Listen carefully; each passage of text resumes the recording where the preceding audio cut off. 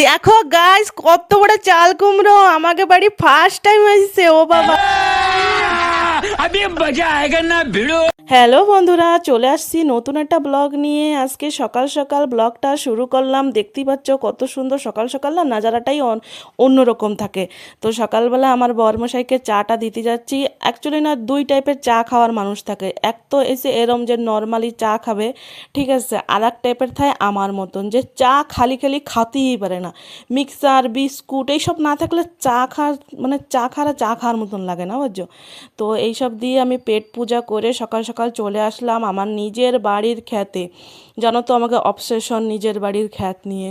তো সেইটাই তোমাকে সাথে দেখাচ্ছি গাইস। দেখতেই পাচ্ছ এত সুন্দর নিজের মানে বাড়ির পিছনে যদি এরকম গ্রিন গ্রিন সকাল সকাল দেখতে পাও না, চোখেই ভিটামিন পাওয়া যায়, ঠিক আছে, এইভাবে দেখেই। তো আমরা ভিটামিন ঠিটামিন নিয়ে ঠিয়ে আরও ভিতরে গভীরের ভিতরে চলে যাচ্ছিলাম গাইস। আজকে তোমাকে একটা গভীরের ভিতরে গোপনীয়ভাবে লুকানো রয়েছে একটা সবজি গাইস, সেইটাই তোমাকে আমি দেখাবো। দেখো গাইস, কীভাবে লুকায় রয়েছে এত সুন্দর চাল কুমড়ো সুন্দরী। অ্যাকচুয়ালি চাল কুমড়ো স্ত্রীলিঙ্গ ইয়া পুলিঙ্গ আমি জানি না, তো আমি সুন্দরী তো এরমই করে দিছি, হ্যাঁ হ্যাঁ হ্যাঁ। তো দেখতেই পাচ্ছ গাইস কত সুন্দর সুন্দর চাল কুমড়া হয়েছে গাইস। খালি চাল কুমড়া হয়নি গাইস, বরবটিও হয়েছে, তোমরা দেখতেই পাচ্ছ। তো বরবটির উপরে বেশি নজর দেবো না, এখনও ছোট রয়েছে তারা। দেখো গাইস, প্রথমবার আমাকে বাড়ি এত বড় চাল কুমড়ো হয়েছে। মিথ্যে কথা গাইস, এরও আগের একবার হয়েছিল, মাত্র এর থেকে অনেক বড় বড় হয়েছিল। তখন আমরা বড়ি দিছিলাম গাইস। দেখতেই পাচ্ছ আমি চাল কুমড়ো দেখে কত লাফাচ্ছি বান্দরের মতন। এত মোটা বান্দর তোমরা দেখে না থাকবা, বাট আমার চ্যানেলে তোমরা দেখতে পাবা। তো গাইস, আজকে চাল কুমড়ো দেখে তো আমি অনেক খুশি হয়ে গেছি। সকাল সকাল এত সুন্দর, মানে কোয়ার মতন না। তো সকাল সকাল আমার বরমশাই খাবে ভাত, সেজন্য তার জন্য একটা ডিম অমলেট, দুইটা ডিমের অমলেট গাইস। একটা ডিমের অমলেট সে খাতে পারে না।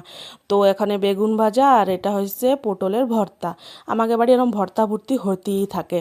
তো এখানে তোমাকে দেখাচ্ছি চাল কুমড়ো। চাল কুমড়ো ভাজা আর কি দেখাবো গাইস, এরম ভাই হলদি লবণ মাখাইল ভাইজে নেবা আর কি, এত টেস্ট লাগে। তো চলো তোমাকে মুদ্রার জিনিস দেখাই।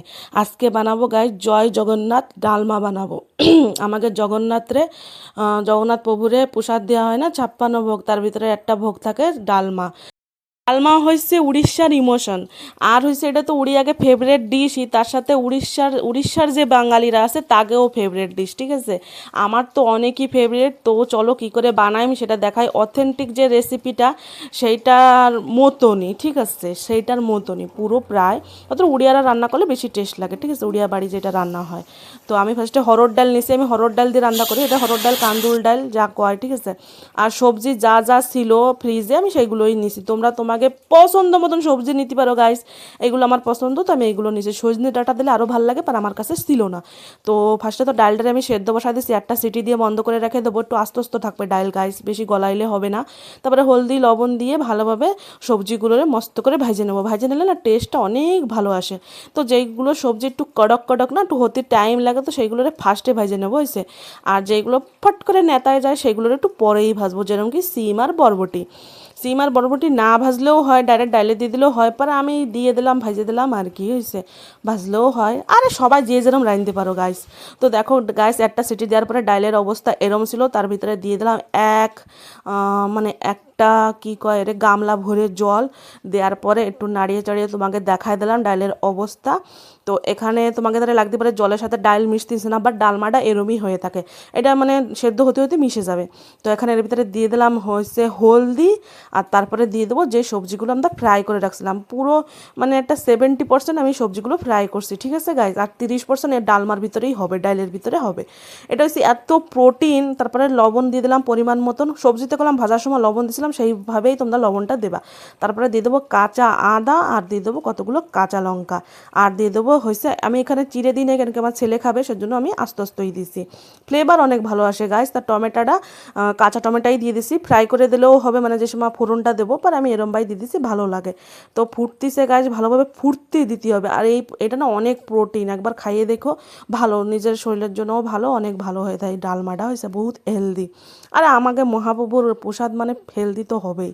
তো এখানে সরষের তেল নিলাম ফোড়নের জন্য, তারপরে 5 ফোড়ন, শুকনো লঙ্কাগুলো আস্তে আস্তে আছে গাইস, কারণ আমার ছেলে খাবে, তোমরা চাইলে চিড়ে দিতে পারো, ঠিক আছে। আর এই জায়গায় তেজপাতা নিলাম, আর তারপরে আদা দিয়ে দিছি, ঠিক আছে। তো এগুলো দিয়ে দিলাম তেলের উপরে। তারপরে ছেলের জন্য আমি এখন উঠে রেখে দেবো, তারপরে আমি না ছেলের জন্য উঠানোর আগে করলাম এই জায়গায় দিছি জিরার গুঁড়ি আর হচ্ছে চিনি, এখন উঠে দেবো আমার ছেলের জন্য। তারপরে আমি এর ভিতরে দেবো তেলের ভিতরে একটু শুকনো এই গুঁড়ি লঙ্কা দিয়ে এর ভিতরে দিয়ে দেবো, ঠিক আছে। দেখতেই পাচ্ছ সুন্দর একটা কালার আসছে। আমি শায়দ ওই ক্লিপটা উঠোতে ভুলে গেছি তেলের ভিতরে যে লঙ্কার গুঁড়িটা দিই। তো দেখতে পাচ্ছ ডালমাটা আমার রেডি, টেস্টি ডালমা। চলো ডালমা দিয়ে পেট পূজা করা যাক। তোমরা দেখতে পাচ্ছ কালার এত সুন্দর এসে, এত সুন্দর দেখতে এসে। তোমরা যদি কেউ ট্রাই না করে থাকো তো একবার ট্রাই করো। আমি জানি আমার উড়িষ্যার বাঙালি দোস্তরা সবাই ট্রাই করে থাকবে, সবার বাড়ি হয়, বা আমার উড়িষ্যার বাইরের সঙ্গে কথা করছি, সবাই একবার জরুর বানায় খাইয়ে দেখো গাইস, মস্ত লাগে মস্ত।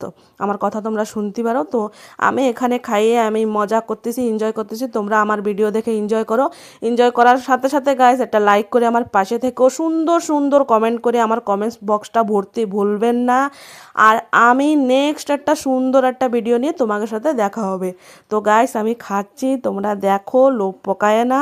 আমি জানি তোমরা লোভ পকায় লাভ নাই, কেন কি আমি খাওয়া হয়ে গেছে তারপরে ভিডিও ছাড়তেছি গাইস। তো ওকে বাই, আজকের ভিডিওটা এই পর্যন্তই। Bye guys. रोम रोम भाइयों